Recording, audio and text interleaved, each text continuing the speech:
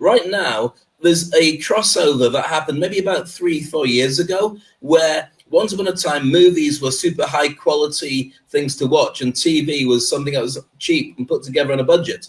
Now that's changed quite considerably. I think it changed most when 24 came out with Kiefer Sutherland, because the actual production values on that TV show were the same as you get from a movie. And also you found a migration of movie stars over to TV.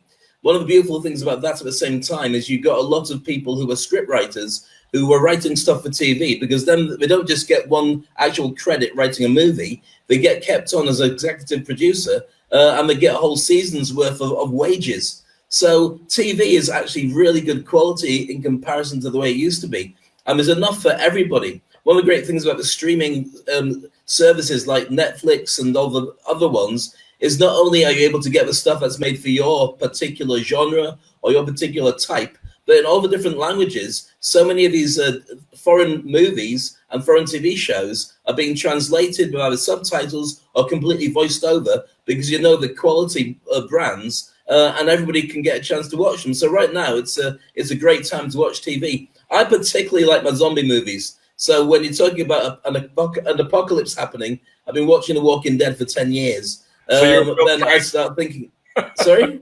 You're already well trained to what's going on right now. Oh, yes, I've got it all worked out. I'm going to sleep inside the car, and I might bring the dog if I can keep it quiet a bit longer. Yes, I mean, there's tastes for everybody. So I know a lot of people, it's been a godsend, but I know that Netflix have been asked to turn down the bandwidth of what they offer, certainly in Europe, because it's using up too much internet for people.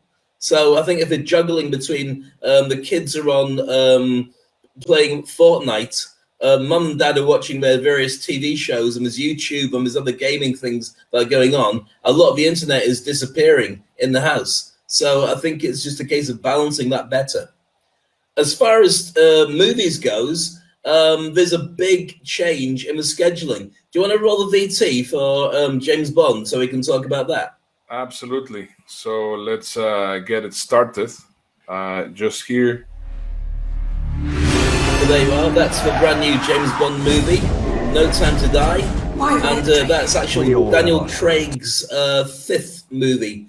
And he's been brought back after saying, I'm never going to do it again. I'll never do it again. Oh, how much money? Okay, I'll force myself just this one time. And every movie looks fantastic, and he looks great. Every time he walks into a room, it's like a shark has just swum in. So Daniel Craig playing James Bond is fantastic.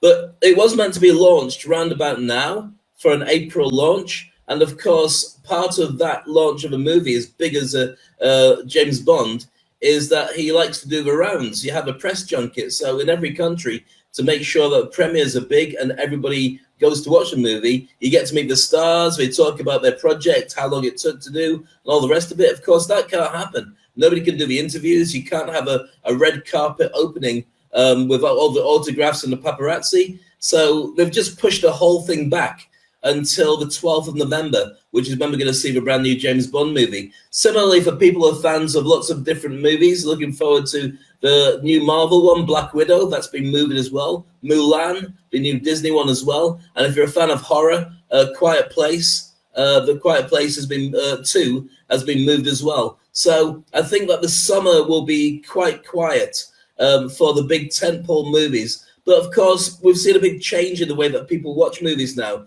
Often they're distributed at the cinema at the same time as you can download them or pay to view. So you may see a lot of lesser movies not having the distribution to the cinema at all, but instead going straight to the download. And I think that's going to be an interesting check to see if it has a drop in quality, and also if that way of viewing makes it justifiable for studios to bring more content out.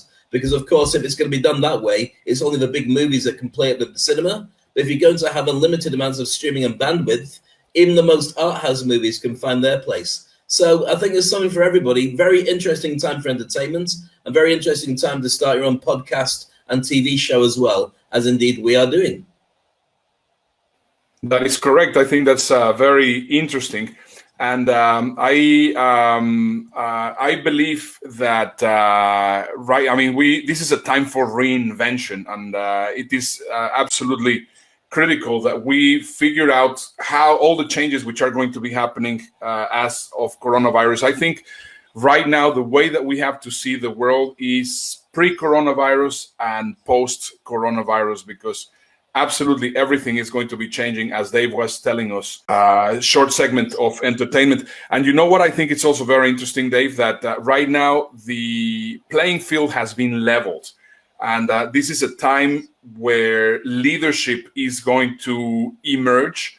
And it's very interesting, as right now we are doing this show. Of course, it's low cost production, but we are right now competing with people that we would have never expected to be at the same kind of production with, which is like we were saying, the Trevor Noahs or the Jimmy Kimmels or the Jimmy Fallons or the Stephen Colberts of the world. So once again, what Dave was saying, it's absolutely right. This is a perfect time to get yourself noticed.